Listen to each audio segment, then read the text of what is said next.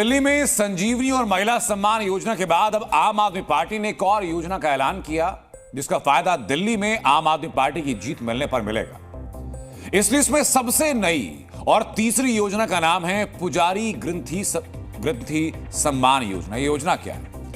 अरविंद केजरीवाल ने आज इसकी घोषणा करते हुए ऐलान किया कि दिल्ली में पुजारियों और गुरुद्वारों के ग्रंथियों को हर महीने 18,000 रुपए का वेतन मिलेगा। हालांकि इस योजना में चर्च प्रीस्ट को शामिल नहीं किया गया, जबकि दिल्ली सरकार साल 2019 से सभी इमामों को 18,000 रुपए का वेतन दे रही है।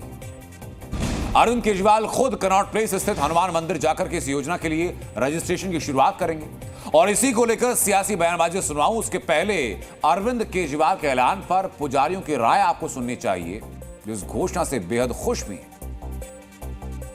क्या करेंगे वो तो समय बताएगा। हाँ।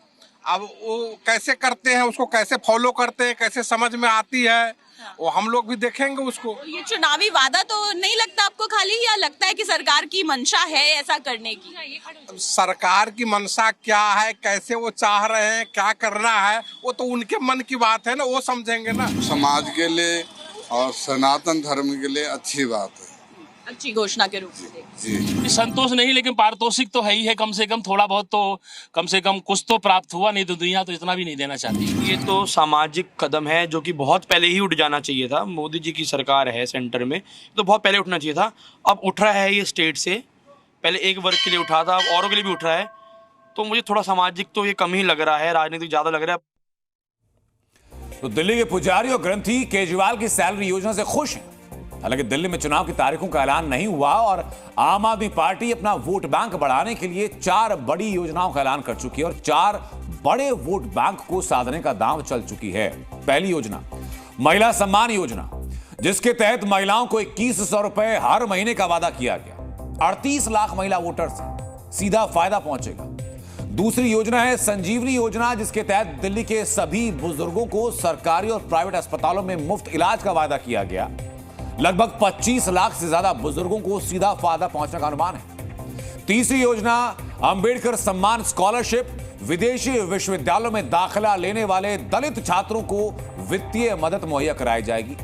दिल्ली में करीब 17% का वोट बैंक है और विधानसभा की 70 में से 12 सीटें आरक्षित की गई। और चौथी योजना है पुजारी ग्रंथी सम्मान योजना, जिसके तहत हर महीने 18,000 रुपए की सम्मान राशि दी जाएगी। दिल्ली में पंडित और सिख समुदाय का लगभग 20% का वोट बैंक है। हालांकि पुजारियों ग्रंथियों को सैलरी का ऐलान करके आम आदमी पार्टी ने बीजेपी को एक और डेंट दिया, क्योंकि पुजारी समाज एक बड़ा वोट बैंक है और इसी को साधने के लिए बीजेपी ने साल 2021 में पुजारी प्रकोष्ठ बनाया था। बीजेपी के पुजारी प्रकोष्ठ से 27,000 मंदिर जुड़े हुए हैं। बीजेपी के पुजारी प्रकोष्ठ का काम कर्मकांड करने वाले पुजारियों का ध्यान रखना है और संजीवनी और महिला सम्मान योजना की कार्ड ढूंढ रही बीजेपी अभी खुद कह रही है कि मंदिर के पुजारियों और ग्रंथियों को सैलरी देने का आइडिया उसका था, जिसे आम आदमी पार्टी ने 10 साल बाद जाकर के लागू करने का ऐलान किया। ये देश में पहली बार हो रहा है। आज तक कभी किसी पार्टी, किसी सरकार ने ऐसा नहीं किया। ये पहली बार हो रहा है। मेरी भारतीय जनता पार्टी से हाथ जोड़ के विनती है, जैसे उन्होंने पुलिस भेज के फर्जी केस करके महिला सम्मान को रोकने की कोशिश की, लेकिन रोक नहीं पाए। हुआ रजिस्ट्रेशन, हो रहा है रजिस्ट्रेशन। उन्होंने संजीवनी योजना रोकने की कोशिश की, रोक नहीं पाए। इस तरह से ये कम से कम पुजारियों और ग्रंथियों की योजना को रोकने की कोशिश ना करें, बहुत पाप लगेगा। भारतीय जनता पार्टी की वर्षों से ये मांग है कि मंदिर के पुजारी और ग्रंथियों को मासिक वेतन दिया जाना चाहिए।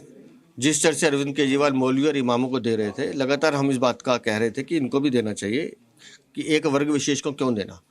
और इस मांग को लेकर हमने अरविंद केजरीवाल के घर का घेराव किया, उनके कार्यालय का घेराव किया, साधु संतों ने भी घेराव किया, लेकिन तब चुनाव नहीं थे तो अरविंद केजरीवाल को याद नहीं आई। आज जब चुनाव है तो उनको लगा कि खाली मौलवी से गुजारा नहीं चलेगा, तो मंदिर के पुजारी ग्रंथी भी जोड़ देते हैं।